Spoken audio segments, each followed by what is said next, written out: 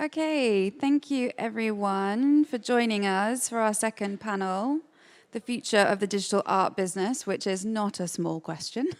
So we'll be obviously diving into as much as we can in this time, and I really want to leave a bit of time for questions from the audience, because I always think this is one of those areas of the business that is full of questions. I know that I myself am constantly learning new words, new terms, and the complexities of the digital realm in our art business. So we're going to dive into the kind of complexities. What's the future? How is technology impacting the way that art's made, sold, and collected?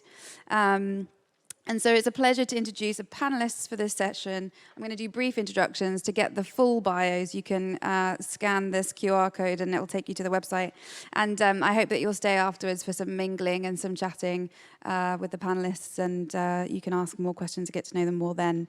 So over here to my furthest right, we have Curator and Managing Director of One of One, Lukas Amacher. We have over to my furthest left, Curator and ArtTech entrepreneur Juli. We have the CEO and co-founder of Verisart, Robert Norton, here, and the founder of Looty, Chidi Nwaubani. So, guys, I'm going to kick off with, again, another really big question. These panels always start like this. I think, maybe not in the more in-depth NFT conferences, but talking about the NFT craze. And I think that it's kind of, one of the things now that the dust has settled a little bit on that is that I think we were chatting about this before, how one of the big impacts is that it brought Web3 and all of these new terms and new ideas and blockchain and crypto to the attention of the masses. And so, a lot of us had no idea that this has been happening for, a decade or more, this rumbling on in the background, and a very, very committed community building up this Web3 space. And so now that the NFT kind of craze has quietened somewhat, I'd love to ask kind of what are the really fertile ground of these technologies that are emerging in the Web3 space, and how are they being used? And Robert, I'd like to start with you. Well, thanks so much for having me. I guess I've got some perspective on this, having built a digital limited edition platform called Sedition Art in 2010, and left that in 2013. But at the time, we had the world's leading contemporary artists, almost 100 of them, from Damien Hirst, Bill Viola, Jenny Holzer, Shepard Fairey, Yoko Ono, and the list, Lawrence Wiener, Christian Boltanski, the list goes on. You couldn't really have chosen more valuable, more recognized, more well-known contemporary artists. And yet, we just didn't really connect with consumers at that time.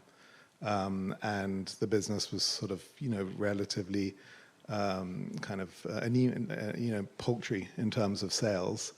And, what happened after sort of kind of, I guess, crypto, well, first crypto kitties and crypto punks, but really a new kind of wealth generation, of a crypto wealth generation that sort of really was kind of prominent in sort of 2013, but then really came back again, sort of 2016, 2017, came back again, 2021's coming back again now. If you look at sort of all-time highs of Bitcoin approaching in many markets, just in the last week. And it wasn't until we had this new kind of generation of wealth that actually there was another look again at digital editions, and what they wanted was those digital editions to live in their wallets, just like their fungible tokens did, and hence the craze around non-fungible tokens and Saturday Night Live sketch and South Park episodes. And yes, it kind of caught the kind of popular consciousness, and unfortunately, it got caught up with fraud and kind of imposters and rug pulls, and people losing their money and signing things so they didn't know what they were signing, and having their funds drained. And then by the end of 2022, the terms NFT was toxic, and kind of Web3 along with that. But I think it's really important to actually look at how far we've come. The digital art market, I said, sort of in 2010, even with the best names, didn't really have any audience. Now there's a significant audience, and there's also significant appreciation of like specific aspects of the market. And what I mean by that is if you look in the last few years, the Louvre, the Pompidou, MoMA, LACMA, all taken NFTs into their collections. That's a significant thing. If you look at Sotheby's, Christie's, Phillips, Bonhams, I think they've all sold NFTs, and Sotheby's, in fact, has its own metaverse platform, as does kind of like Christie's as well, in terms of selling kind of art and tech. So, you know, I guess the question is like, where are we now, right? In terms of, you know, this sort of history that I think kind of was a little bit stunted at first, was really helped by new wealth generation, specifically NFTs and a mechanism that people want to support. And I think that, you know, even last year when it was kind of considered pretty much like the depth of the bear market, actually generative art by Tyler Hobbs, Dmitry Cherniak, Snowfro surpassed their auction highs of 2021.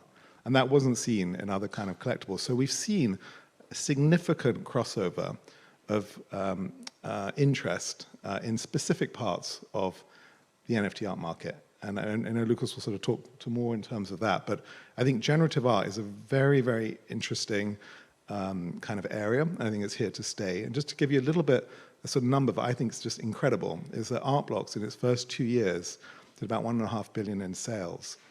Sotheby's last year and the year before did $8 billion in sales. That's a 250-year-old institution. So where does Art Blocks go from here? I think there's certainly kind of an active community of artists that are supporting each other. I think it's very much the contemporary art of our time, the tools of our time, and the history of contemporary art. We'll look at the way code on chain and artists, engineers are kind of working. And I'm just incredibly optimistic. I'm very, very excited about the history of digital art. And I think actually more excited this year than I've ever been. Because in 2021, when I was on Bloomberg TV talking about, you know, the next morning after the $69 million free JPEG, the third, you know, the time the third world's most expensive artwork ever sold, it was obviously a bubble. It was obviously a mania. I called it a mania and a bubble at that time. But it doesn't mean that the tools that artists are using are increasingly digital, and doesn't mean that NFTs make a lot of sense when it comes to this new generation of wealth that wants that as their certificate of authenticity or their receipt of sale. Yeah. Lukas, do you want to talk about the generative, more to the generative kind of move that we're in terms of what?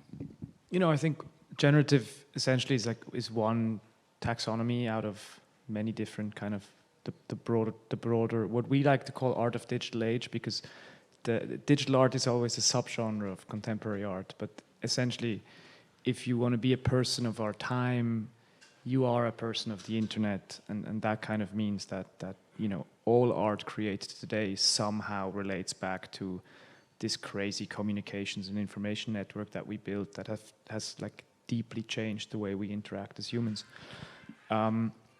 And so, like, I guess at One of One we focus more on one of the artists we work with very often is obviously Rafik Anadol.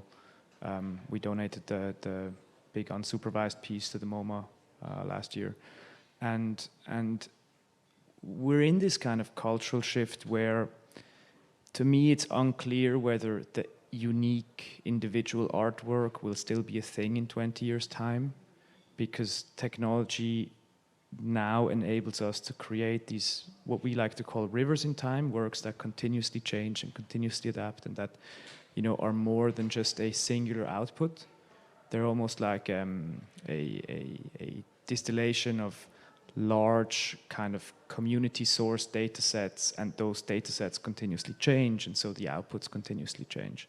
So we like to think about the work in terms of what the work will look like in the future, and all the while it's staying the same work. So when I think about generative, I think, you know, as a collector, I would tend to kind of like think about, okay, can I actually buy the algorithm rather than one of a random number of outputs of the algorithm?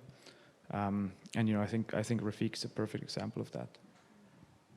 And I wanted to talk a bit about, you know, provenance obviously came up in the last panel, authenticity, which is something that obviously NFTs, I would say, is its strongest kind of capacity.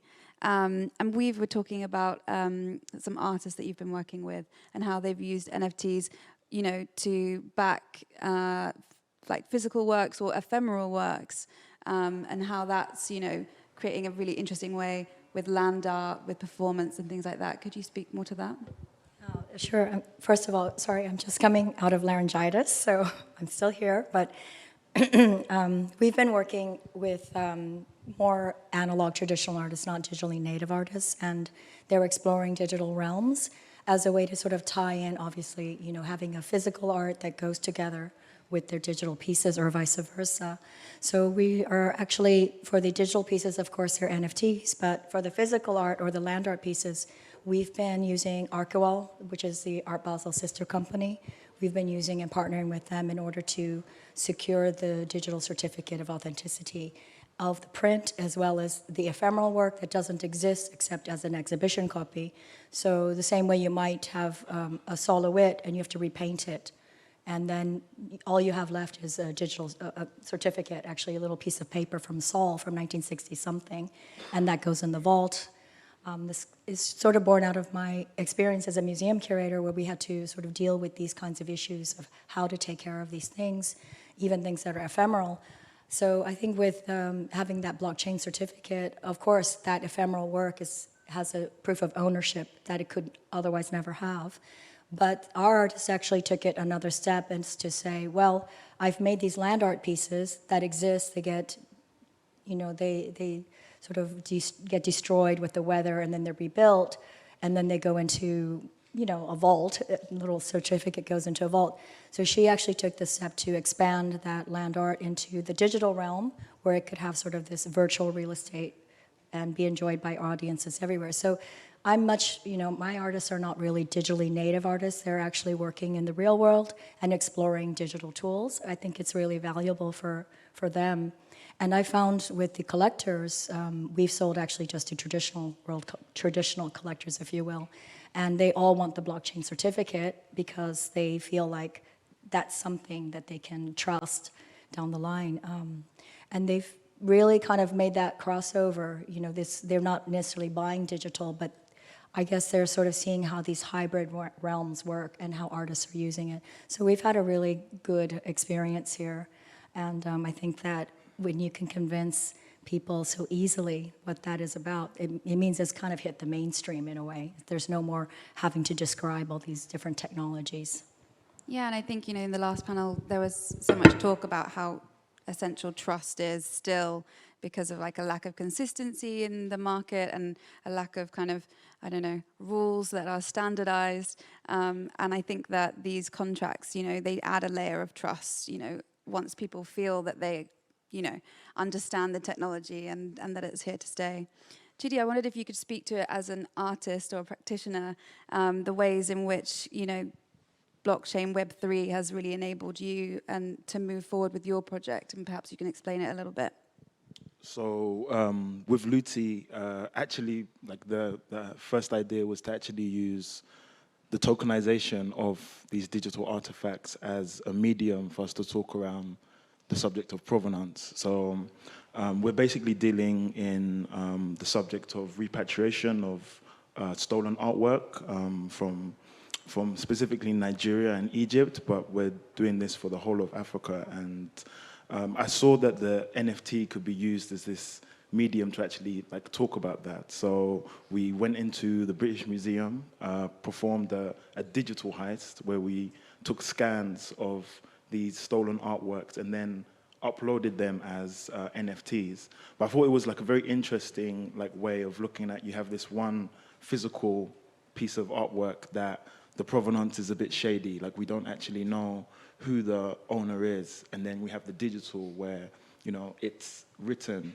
into the contract of ownership, and moving forward it can give us more options of how we can actually deal with repatriation for the artifacts that we're creating today. So in the future we're not going to have those issues or those problems. And also the process of repatriation is a highly bureaucratic process, very political.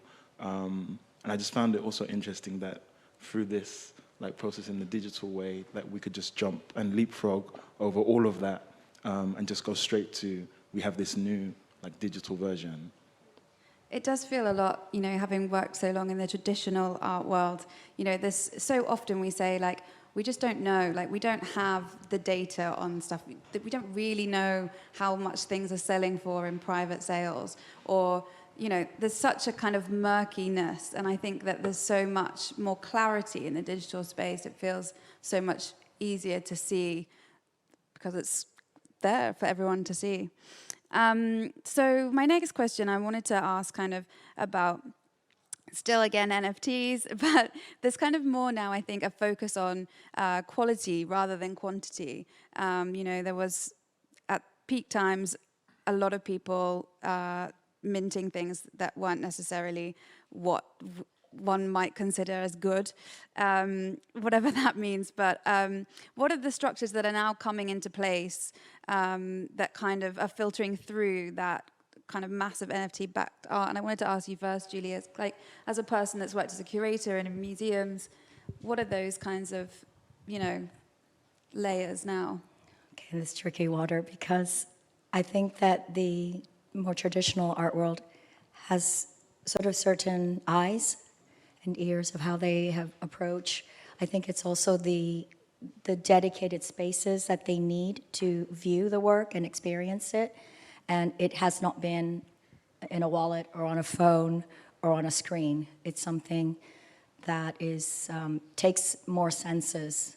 And so I think the immersive work is very interesting for this particular more, that's why Geographic is so exciting, because you're almost immersed in it.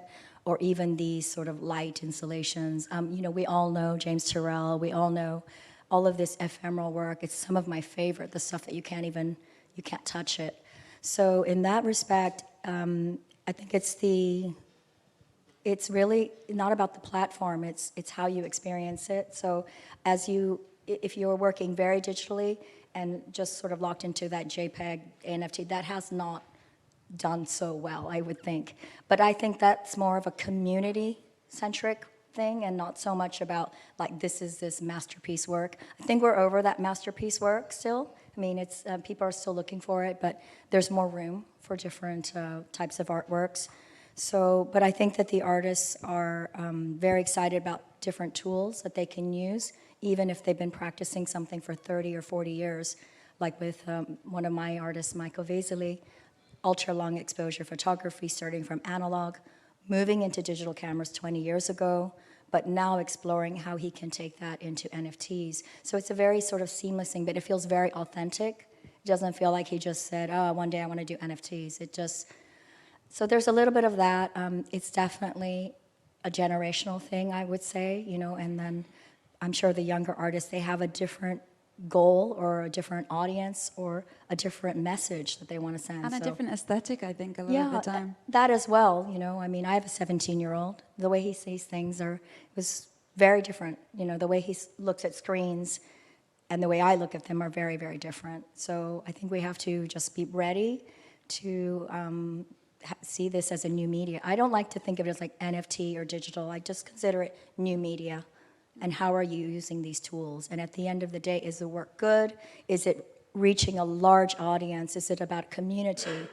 Or is it about, I want to hang that thing in my house or in my office and it to look really amazing? So I think it's very open but evolving, and it's really great to see it someplace like here where it can be a bit more integrated into the larger art market. I feel like we have a strong market.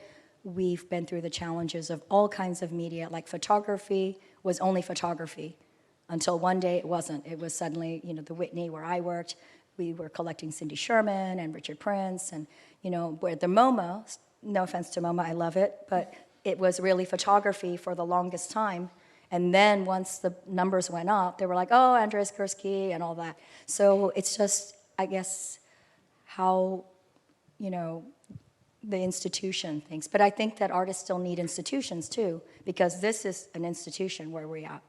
You know, we're at a global platform, and there are a lot of collectors and museum curators and directors, and this is an institutional platform. So that model, I don't think, will shift too much in the foreseeable future.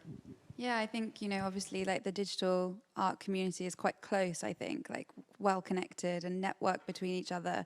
But these kind of institutions, as you say, are still important, like the old art world institutions. Robert, you've obviously been in the game for a long time. How have you seen kind of this filtration of quality, or the growing maturation of the art in the scene? I think that certainly in 2020, 2021, it was really driven by a new generation of artists that were sort of known to this new community quite intimately, and people like Refik, people like Pack, people like Beeple were the kind of large names. We kind of did this series of curated auctions with Super Rare 10 by 10 and 8 by 8, and with Artsy 22 by 22 throughout 21 and 22, where we were taking many artists' inaugural NFTs, from Shepard Fairey to Patrick Courtwright to Random International to Rob Pruitt, Lynn Hersham-Leeson, and many others. And for them, they just trusted us because they wanted to sort of work with someone and an organization that kind of hold their hand in this sort of new world. And many of them just sort of dipped their toe in the water, and they all had a good experience, and they all sold, which was great. But I think in terms of institutions and kind of where we are now, it's interesting. If you look, last week was at NFT Paris, and Sotheby's announced this forthcoming drop with Bernard Venet, who is not an artist that is a sort of generative artist in the way that he is able to engineer his own kind of JavaScript and commit it to the Artblocks engine, but he's working with an engineer who is doing that for him, and it's kind of been put together through Viola, the curator, and also Michael and the team at Sotheby's. And I think it's going to be interesting. What we found back in 2021 is really Shepard Fairey was the one that was by far the most successful. Sold for, I think, back then it was, the Ethereum was volatile. So I think at its height it was about $400,000. I think on the sort of time of the sale it was maybe 100,000 less than that, but then it kind of like rose.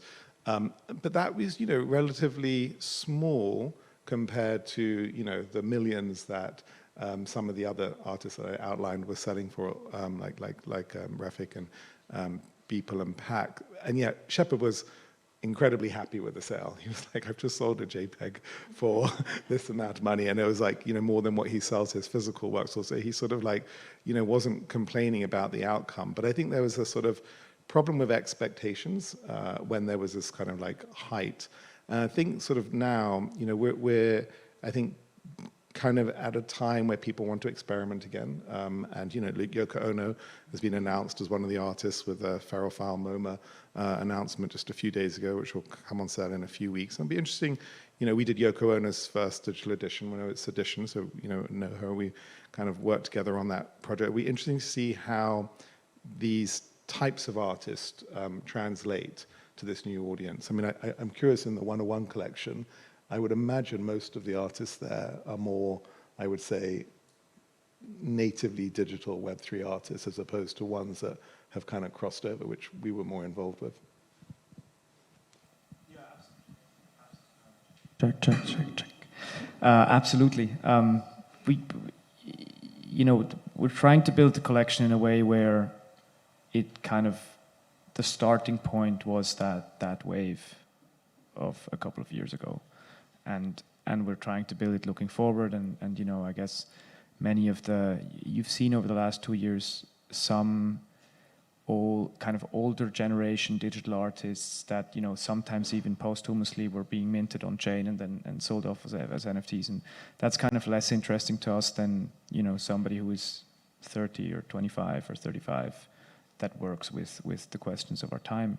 And I found it interesting what you said about the screens, because one of the key issues with screens is that they're always multi-purpose, and a canvas or a sculpture is a single-purpose object. You will always read it as art immediately, whereas if you see something on a screen, you have to think 1, 2, 3 steps and kind of parse what you're actually seeing, and then maybe you'll come to the conclusion that you're looking at art.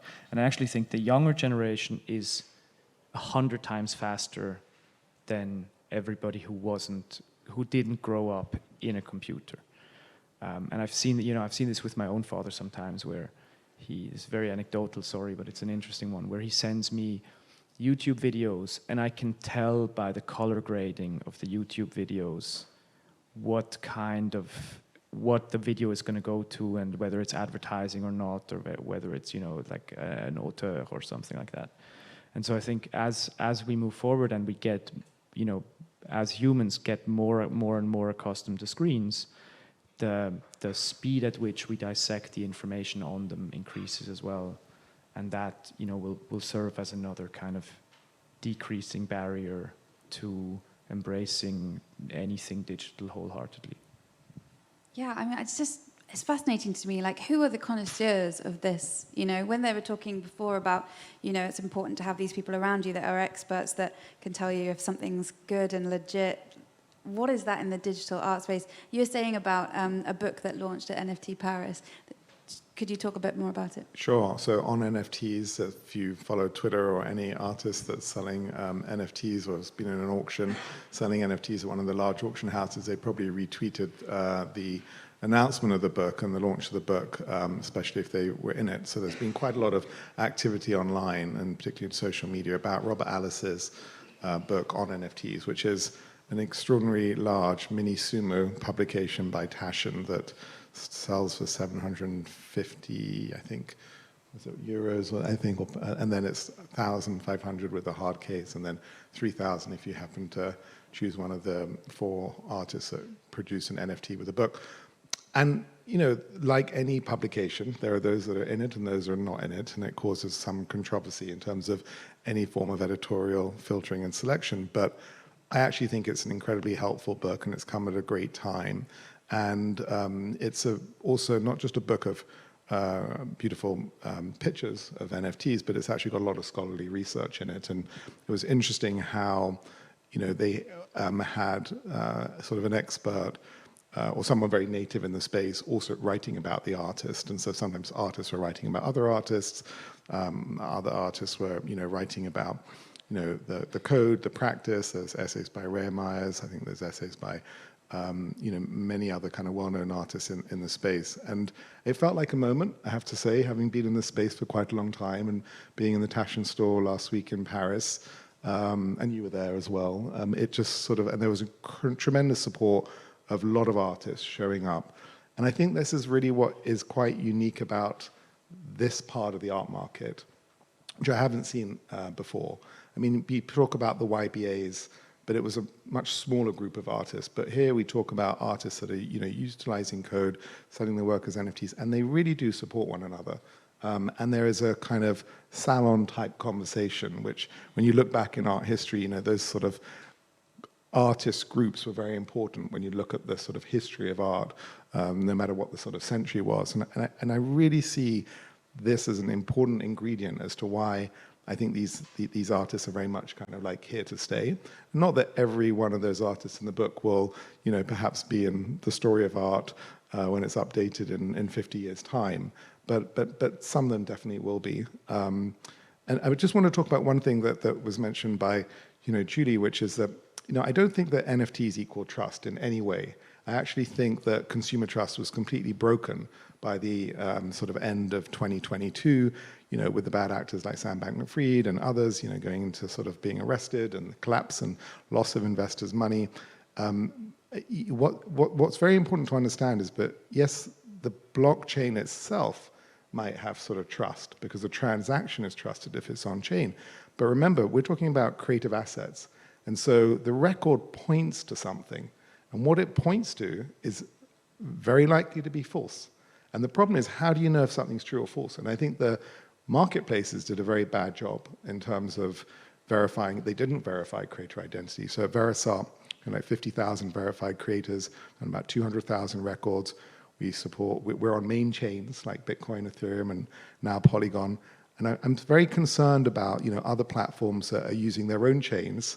And we've already seen the problem of that. If you look at Kevin McCoy, one of the first kind of artists to mint an NFT, had to remint his NFT on Ethereum in order to have it sold. And other platforms, that we've seen, like banks that are using their own chains, or the Arcueil example you're talking about, I think that you're in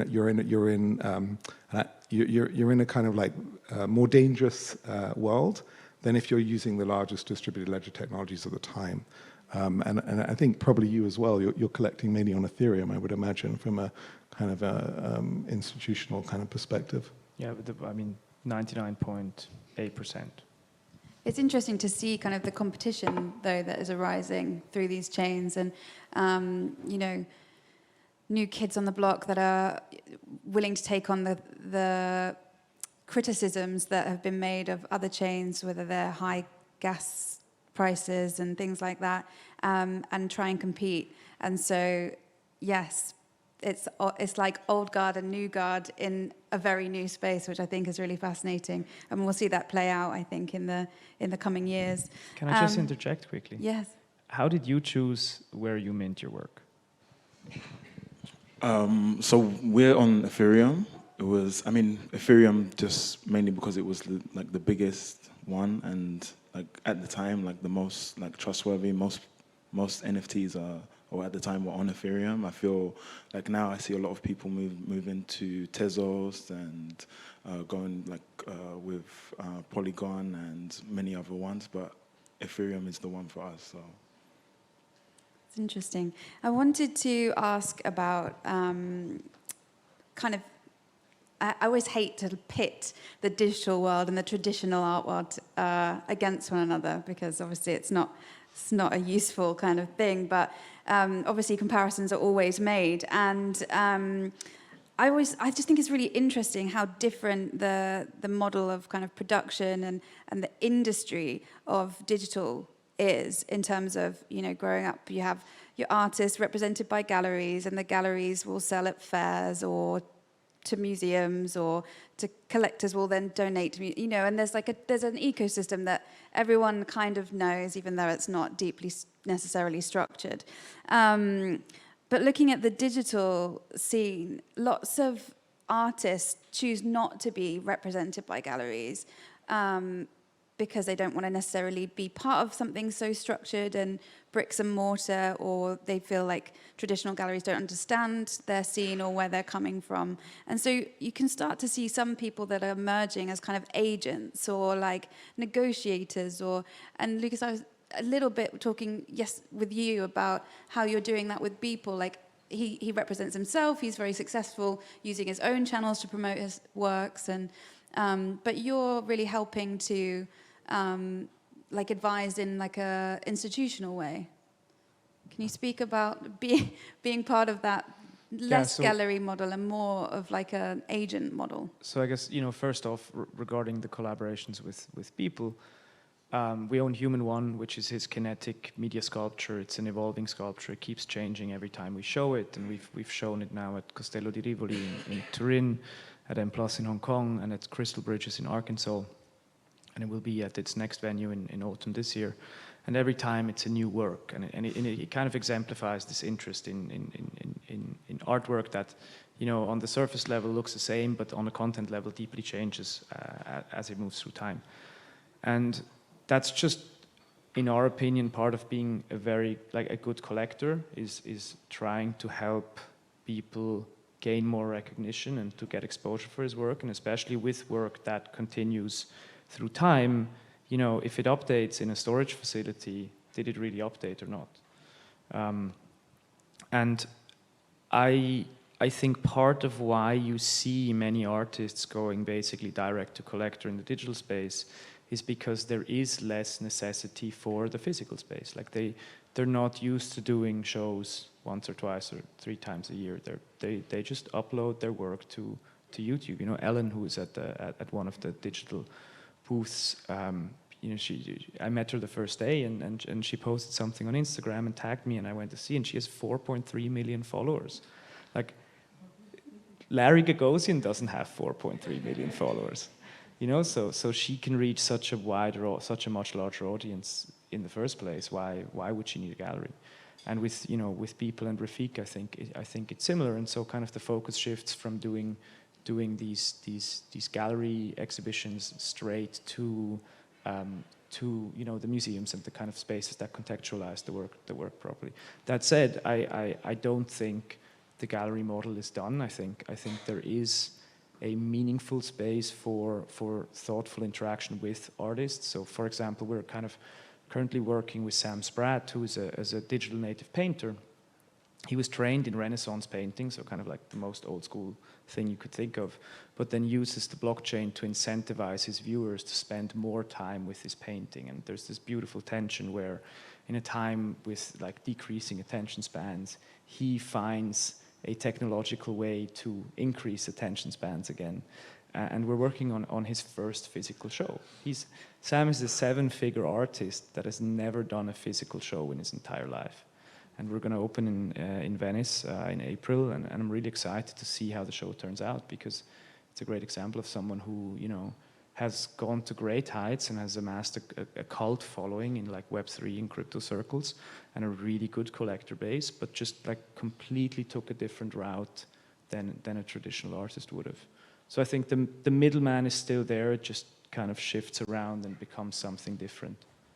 Yeah, it's interesting. And Chidi, we were talking yesterday about being an artist and representing yourself and coming to a fair like this and having a booth, and saying it's tough when you're a maker and a thinker and a practitioner. You know, these things don't necessarily come naturally, or you don't know the system as well as if you were, you know, part of a gallery or had kind of come up through that art ecosystem that I talked about before. What do you think about this kind of self-representation and, you know, agents in the digital space? I think the self-representation works to a certain point. You can only get so far to a certain level. During the time when I started Looty, there was a lot of this like rebellious nature around like NFTs, and everybody was kind of like a self-starter. Even like a lot of the people would represent themselves more as a founder of this rather than like an artist, right? It kind of like led to that, like you're more entrepreneurial. But as I've like worked on and been invited into, we did the architectural biennale last year. We've done 154 where we actually met in London, and you can see like the gaps that you don't have being someone just by yourself. Yes, I can speak at length about my project, but I'm not a salesman. I can't sell the project to somebody. I can only talk about it like somebody as the creator. There's certain knowledge gaps as well that I don't have within like the art market space that need to be filled in. But I'll say one thing about sometimes you find with some galleries may have like their own agenda with like the artwork that may clash with the artist as well. So I think like we mentioned yesterday, maybe going with the advisor route for some people, definitely in the digital space, is like a better way to go, because it at least gives you more of that agency around your own work, and then you have somebody that can just advise you on like the ways to go, or you know, the kinds of things you need to do. And Juli, do you kind of see yourself as one of these agents in a sense? I mean, you are advising in a digital capacity. I'm advising a gallery in Korea, and I'm working on different projects, but I don't really have a label for myself at the moment. I just like to work on projects that are thoughtful, and they are including digital, some of them are not, but I find that in the digital space there are a lot of opportunities to sort of make bridges that are not quite there, especially for some of the younger artists who are not working digitally only. So no, I was always a curator, and I'm an independent curator now, and I love the tech, the intersection of art and technology. So I guess I'm bringing, you know, a sort of old world to a newer audience. Yeah, I think that's what, there's so much need for that, the bridging, the gaps of understanding between the two. For some it comes so naturally, and for others we're being dragged kicking and screaming. No, not kicking and screaming, but you know, we are still learning, as I said before, every day. That actually goes both ways. Oh, are we dragging you back? No. Oh, I'm just saying. Yeah. So that, you know, a lot of the crypto native collectors, they have to be many of them actually think art history started with CryptoPunks, when in fact it started with cave painting. And you know, many of them who have sizable collections and actually, you know, have great taste and are very prominent in the Web3 space, they have a hard time walking into a museum with any collection, frankly, and looking at a Rothko, because they just don't, it doesn't resonate, it doesn't do anything for them where the certain set of pixels on screen actually does. So that I find that really interesting, that you kind of, it's almost like there's a Venn diagram. One is, you know, internet native, and one is like space, like physical space, meet space native, and then there's some overlap, but then there's like two parts that don't overlap at all and don't necessarily want to overlap. I mean, also, I think if you look at, we often sort of compare whatever the latest kind of new thing is, and we kind of are very quick to say, oh, it's trad versus new. But actually, I mean, look at street art. You know, look at the most followed artists on Instagram, JR, Shepard Fairey, Banksy. You know, these are people that kind of came outside, that built their careers outside of the cause, outside of the gallery system, although, you know, they may be selling now through some galleries and sort of auction houses, but that's not where they started, that's not where their base was. And really, you know, a lot of the artists in this kind of like, you know, crypto native space are really taking a page out of their playbook. You know, they're finding ways to get their art into, you know, the hands and the eyes of new communities. But I think in terms of just coming back to this issue of trust, you know, one of the things that happens with crypto natives is that they're on their own, they're on their own new platforms like Telegram and Discord and others, and particularly when you come to airdrops and stuff, conversations are taking place actually, you know, even outside of what we call social, you know, social media, like X and Facebook and things like that. They're taking place in sort of Telegram groups and WhatsApp groups and stuff like that. And it's if you're not careful, and in fact, you can ask almost anyone who's been in the space for 10 years, they've probably done something where they were signing something and didn't realize, and now they've lost an NFT or they've lost some funds. It's very easy to click on a link and not do your homework and realize that actually it's a bad actor. And it's all too easy to do that. And so actually galleries and auction houses provide a lot of trust back into the system for people who do want to buy NFTs for the first time and don't want to suddenly have to join a new platform that they don't really natively understand, and don't want to just click on an email and suddenly find that, you know, that was a spoof site and a spoof email, and they've ultimately lost NFTs or funds.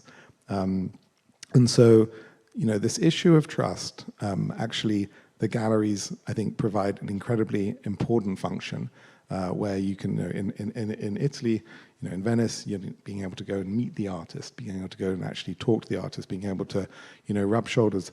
This is very much, you know, what art is, right? Art is not just kind of a speculative frenzy with, you know, fleeting kind of images on a screen. While that, you know, may be part and a work at times, it's equally important. You know, I think we all enjoy spending time with each other and meeting artists and, you know, learning from them and talking with them. And so I think that the galleries and the auction houses have actually really helped add additional trust back into the system. I think the reason why doesn't work for everybody is really more about economics. Because the economics typically in a gallery structure, as you know, are more like a 50% margin, and the economics that are happening with, you know, a lot of these Web3 platforms, you know, I mean, Artblock's Curator 30%, Artblock's Engine 10%, and other kind of platforms, you know, less than that. And so I think that, you know, if you're an artist and you can capture more of the pie, I mean, we see that with a great artist anyway, with galleries today, and it's really no different in this space either. Yeah, really interesting. Social media is fascinating. It's something that I have been writing about for a long time with my column at the art newspaper, Instant Gratification. And we had a really interesting chat, and one of my questions is kind of like, as the digital art market grows, you know, we're here in Dubai right now, we have this digital section, which is one of the only fairs in the world that has that. Are we seeing the cities or countries that are the hubs change in terms of, well, be different for the digital scene? You know, so the traditional art scene might be London, Paris, New York, LA, not allowed to mention LA this weekend. You know, is the digital space more like Miami, Dubai, Singapore? And I loved your answer that you gave me before, which was, God, I wish I could remember. No, jokes aside, you know, I think actually, if you look through the digital space, you know, Berlin is very important, and New York is very important, and Dubai is very important, and Hong Kong is very important, and then there's, you know, a bunch of other places that actually have really good artists and have like a physical, visceral community. And I think actually we're moving away from, you know, the idea that you have like a biannual kind of big auction week where everything happens and all the big shows open. I think like that's out of the window, because it's just kind of a constant threshold of information that comes in. And this also kind of harks back to the way media communication decentralizes, right? So, you know, quote unquote, back in the day, you'd have galleries opening a show every 2 months or every 1.5 months, and magazines being published in kind of an equal cycle, and you know, things that are being announced very, very structured. And that structure is gone. There is no more structure. Everybody is just is shooting out information into the ether, and shows happen in parallel continuously. So I think if hub, then the actual hub is the internet, and the actual hub is Twitter and Instagram and Telegram and Discord. And then there's these physical manifestations of all the conversations that are happening online. yeah, and I think that there is such a need to meet and be together. I mean, I think all three of you were at NFT Paris and here now, and I think that these meeting points will always be really essential, regardless of how online we are. Okay, well, thank you so much, guys. I think that was a really fascinating discussion, and I want to open up to questions. I can't see anything through the blinding lights, but if anyone has any questions for our esteemed panelists, put your hand up and someone will bring you a microphone. I can't see anything. Oh, there's one here at the front. Well, thank you first for the great talk, and GM to all of you. So here is my question. Like, regarding to all the challenges that the NFT space currently has, what strategies do you suggest to like engaging more non-NFT artists and like normies to bring them into NFT space? As like there are tons of other artists looking for collectors, and there's like lack of collectors. But regarding to all of that, like we're not just looking at the NFT space as a panel to just sell your art. And it's like, as you were saying, a way to show their authenticity and ownership. So what strategies do you suggest? Like, for example, for me, as a community builder in NFT space, this is really challenging to like bring and onboard more and more artists into this space. I might do that because we, you know, obviously we provide effective tooling for tens of thousands of artists. I mean, look, I think we're seeing a few real trends this year, and people talk about phygital, and it's real. You know, so we're seeing artists that are offering a digital collectible, and when they're doing a collector print. We run the most used Web3 app on Shopify. We're seeing a lot around token gating. There's 2 million NFTs on FX Hash alone. So the ability for people to easily recognize that someone's a collector, be able to give them back something like an authorized creator print or a piece of generated sort of merch. I mean, art blocks are starting to do work around this area, generative goods. Some interesting interior design initiatives that are coming out of Paris as well, looking at how the code can function as a physical form in different ways.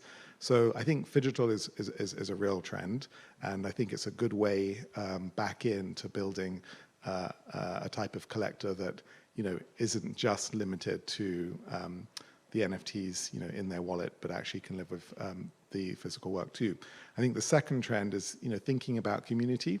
It's something that kind of people talked about, and then it somehow got lost because actually there weren't that many collectors in the community. There were a lot more speculators, but there is real community here as well. And I think that artists will find ways to actually kind of nurture their communities. And again, looking at likes of people like Shepard Fairey, who we know very well, uses Verisart, finds very effective ways to do community building through affordable prints, through kind of murals and installations, through kind of shows in different parts of the world. Dubai, I think he was here a few years ago with Opera Gallery in a successful show. And so I think that artists will find these tools like token gating particularly useful. And then if they're not doing NFTs, the provenance aspect is just on the blockchain is, I think also, we've heard in the last panel, collectors increasingly asking for a new standard of digital certification, one where you can do real-time verification of provenance at arm's length during an online transaction. So I think these three sort of tools are what I think creators are interested in exploring at different kind of levels and value points. Great, thank you. Do we have another question? I think we have time for another.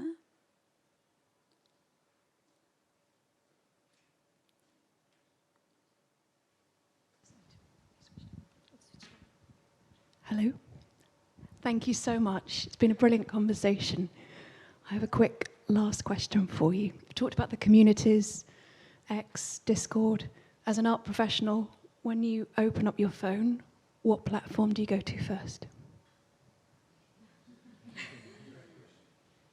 Or maybe not. No, for me, it's kind of, it goes two ways. I think if I want to find out what happens in the crypto native art space, it's Twitter. If I want to find out what happens in the contemporary art space, it's Instagram. And it's very much these two.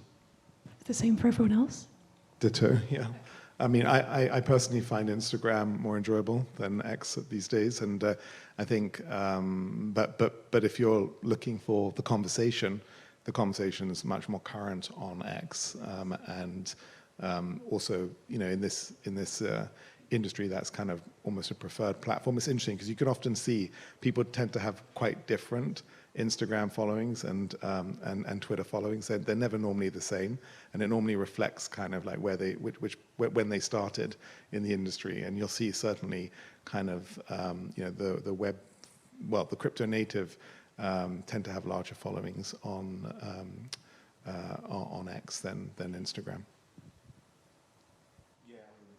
I would definitely agree with those two, and I think that even as someone who is also on all of those platforms, we need to think about the platform and the kind of message that we're trying to like portray on that platform. So maybe for like a conversation, then like X is better for you to just show the imagery of your work. Maybe it's on Instagram for you to tell like the story.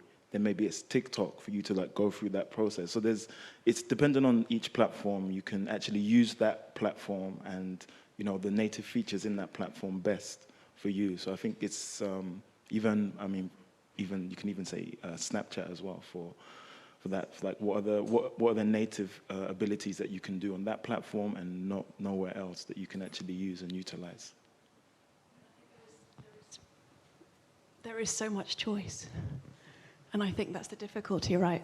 There's also, I was just looking at Farcaster and Blue Sky last week, which are new decentralized social media platforms that, again, some of the kind of crypto native artists are now sort of active on, very new. We just set up our account, Verisart, on Farcaster. I didn't even know if it's got any posts yet, but someone on my team was kind of given us, that task. So I think, things move. But in general, these are more kind of, I think, early days for these other platforms, but the majority of the conversation is on these two platforms we've discussed. I even heard that people are getting so disenfranchised with the social platforms that we use right now. People are going back to Pinterest, which is seriously vintage, so it might be time to reset the password on that account, guys. Thank you so much to the panelists. That was a really, really interesting conversation. There's so much more to say, but there will be many more events to discuss, as Louise said, with the conference that's coming up in October, the Art Business Conference. So please do join us for that one. I wanted to just share a few takeaways from the earlier session and from this session now.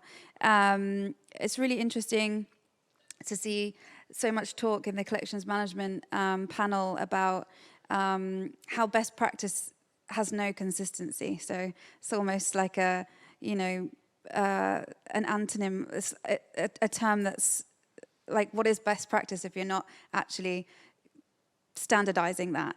And the reason is it's constantly changing, and this technology that we're seeing coming to the fore means that it's changing all the time. But the thing that's come back time and time again as the most important thing is trust. And it was interesting that they talked about how in this region in particular, the honor of your word is so important. And so that adds an even bigger layer to that in terms of, the growing art market here. And the other thing is about how important, because there's no standardization and because, things are so fluid, collaboration between everyone as diverse as law experts, scientists, galleries, auction houses, along with museums and collectors, really have to, combine to be able to authenticate, go through provenance, do research. But I think what was key, was said by Mila, is that you have to be proactive in providing this, not wait for collectors and museums to ask for that, like that certification, that research, but to actually put it forward during transactions. And as Rudy said, good collection management is all about having the right people around you and having that network to be able to move forward. And from this panel, it was really interesting to hear about not just how we talked a lot about NFTs. I remember writing an article that that said that I hated NFTs. I think it was called I Hate NFTs. But it's really interesting to see, how the technology is maturing, how it's being used now, how since the speculators have kind of moved away, we're looking a lot more at the quality and the professionalization of the business and, how to support artists that are working in that space. And I think museums, publishers, agents or galleries, collectors are working to build that.